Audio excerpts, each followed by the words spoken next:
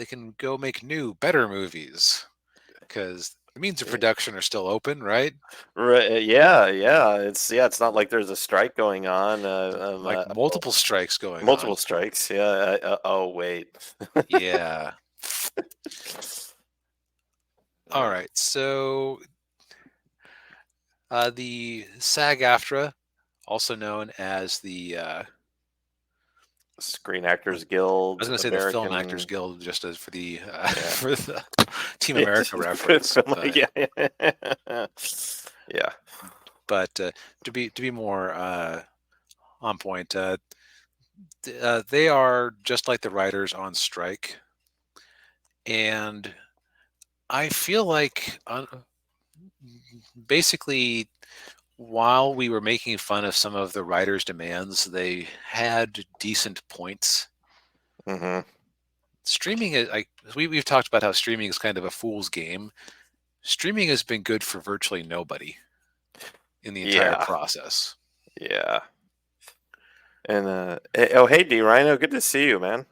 Hey, Yeah. So why don't they make their own studios, writers, and actors? Well, it's not quite that easy. yeah. It, there's like different tiers of production difficulty. uh, Like I'd say like the easiest thing to get to break into are novels, because all you need is a word processor and patience. yeah.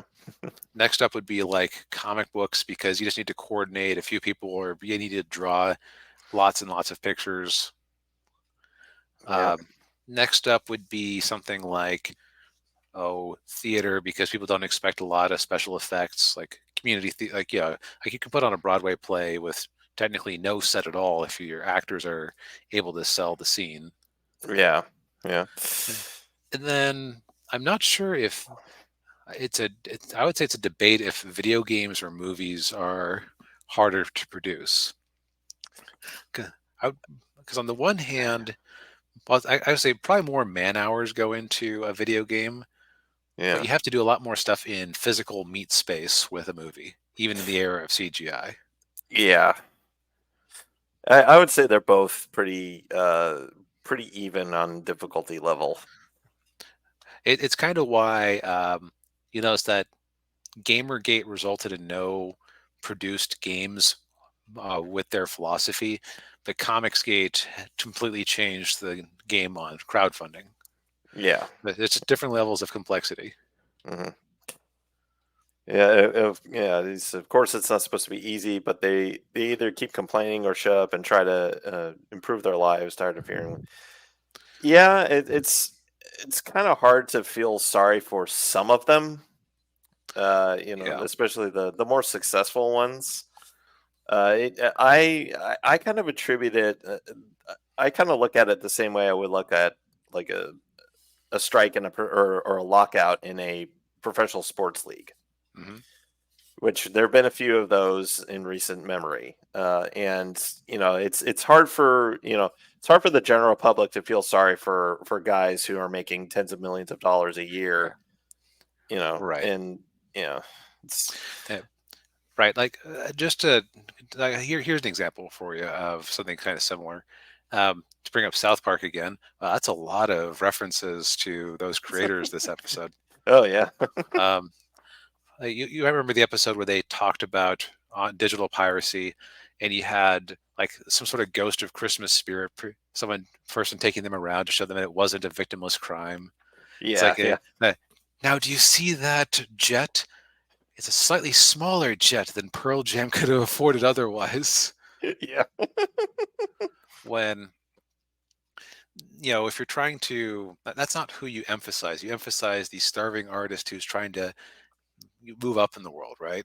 right, yeah, Uh, it's a thing where everybody's getting screwed, honestly, because like just for example, um, the studios, and I'm like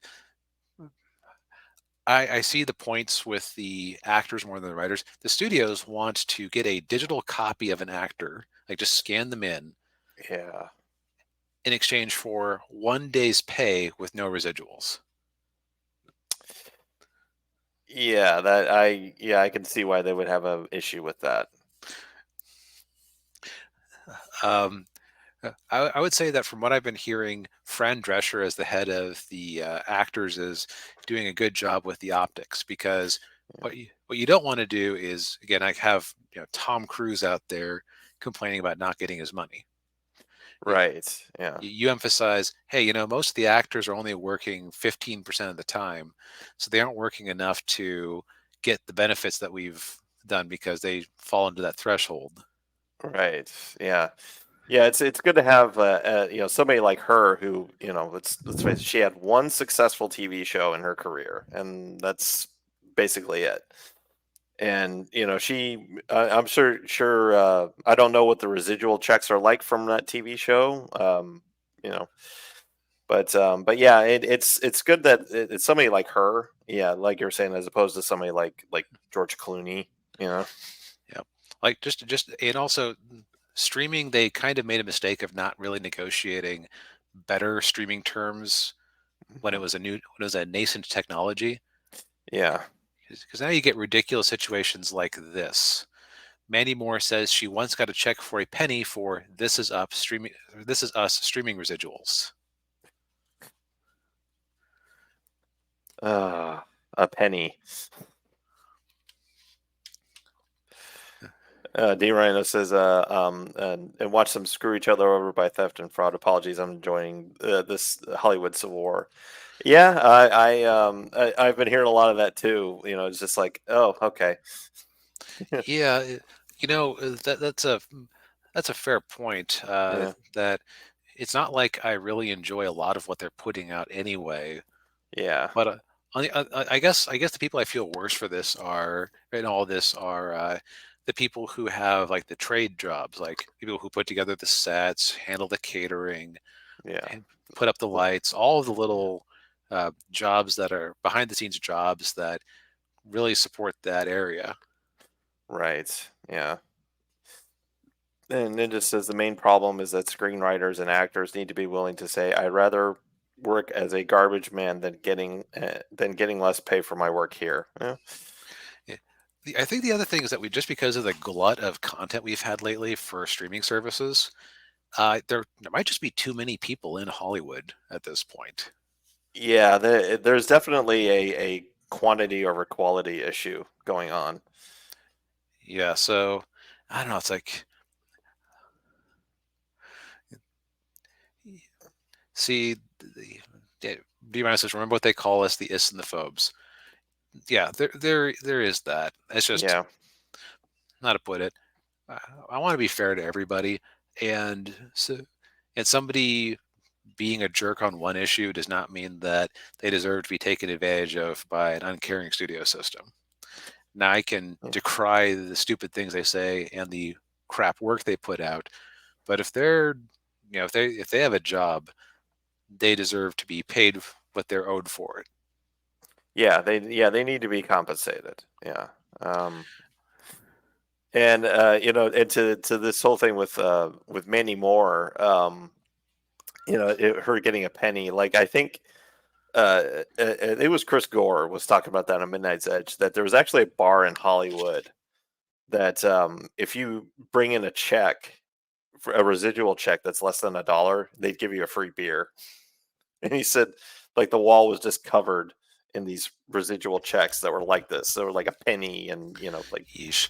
Yeah. Yeah, Disney produced NBC drama This Is Us. In an interview with the Hollywood Reporter, says she received checks ranging from a penny to 81 cents in return or for the hit show's streaming deal with Hulu. So yeah, something's got to give. I just don't know what it yeah, is. yeah, yeah. And D. says, "I'm only fair to those who are genuine and hardworking to reach their best." Um, but yeah, I mean, it's I think this is probably going to go on for a while. Yeah, yeah, especially with the studio saying they basically want to starve out the writers. Yeah, and they may very well do that. Yeah, I wonder. I would be very curious to see if a lot of self-published novels are suddenly finding their way to Kindle. Oh yeah, probably. Yeah. because or like short stories or things like that. Because I know if I was in their position, it's like, well, I can't write. Actually, I don't know if that does that. No, I think I've heard people like Kamran Pasha make reference to during like the last strike working on novels and things like that. So I don't think it stops you from writing anything. Right. Yeah. It just stops you from writing screenplays and Yeah. yeah. And don't worry about it, D Rhino. We understand. Yeah. Right. I mean, we're in a different position because yeah, we're here commenting, and we want to be accurate and fair as much as we can. Yeah. But Yeah. we're that doesn't invalidate your position on things. Yeah. Uh, how did we put it? We don't we try not to go on unhinged rants here. We try to go on very hinged rants. Yes. But yeah, so this has just put a stop because basically with the writer's strike, that hobbled productions, but they could continue on as long as they didn't need any major rewrites. Yeah. But this is no. This is shutting Hollywood down. Yeah. Yeah, I want to say that animation might be able to continue because I seem to recall that the writers for animation are a different union, so they weren't actually on strike to start with. Yeah. Though I don't know if the voice actors though. I don't know if they're Hmm, in the same right, union or not. that could be awkward. Yeah. But yeah, that's I mean, it's just kind of Yeah. Wicked director says filming was so close to being finished before actors strike. Very painful to put a halt to it. Oh, that's a Oh. shame. I actually saw Wicked on Hollywood and on Broadway back in the day with the original cast, and that was a great Oh. production. Wow. That was not an easy ticket to get. No, I don't know how my grandfather managed it. I know it was very expensive, so I'm always very grateful to him for that. Yeah. Also got to see Doctor Octopus as Fiddler on the Roof. I did. Oh no, I didn't. My parents did. I saw Harvey Firestein as in Fiddler on the Roof. That was awful. Oof, sorry to hear But that. but I did see Spamalot with the original cast, so that was a lot of fun. Oh, nice. With what, Tim Curry? Tim Curry, Hank Azaria, and David Hyde Pierce. Oh, I didn't know Hank Azaria was in that one. Yeah, yeah. He did all the John Cleese roles. Okay. Yeah, Yep. yeah. Well, if we're talking Broadway, I think we're kind of I off think this topic. yeah, we've Not a gone off hugely topic. detailed thing, but it's happening, and it's just kind of yeah. There's actually I would say the big picture is that there's not enough money flowing in because people aren't going to the theaters and paying for cable packages. Streaming Right. is unprofitable, which means that there's not enough money flowing in to distribute to anybody, even if realistically, Mandy Moore was a major character in This Is Us. If people are actually watching it in significant numbers, then pay up, Hulu. Yeah, exactly. Yeah, yeah, Uh, I have this feeling that once the streaming services consolidate down a bit, I think we're going to see prices. They're going to have to raise, yeah. They're gonna have to go to like $20 a month at right? least. Which some premium packages for Max and Netflix are already in that category, but I think that might just have to be like you don't want ads, $20, pay us. Yeah, Because yeah, something's got to give. There's just not enough money going into the pool anymore. Also, yeah, it's a good time to be into video games, books, manga, comics, yeah. live streams. Hmm. Basically, I think the other thing is that Hollywood isn't and movies in general aren't as necessary for entertainment as they used to be. Yeah, that's a lot of it. Yeah, So, yeah. man,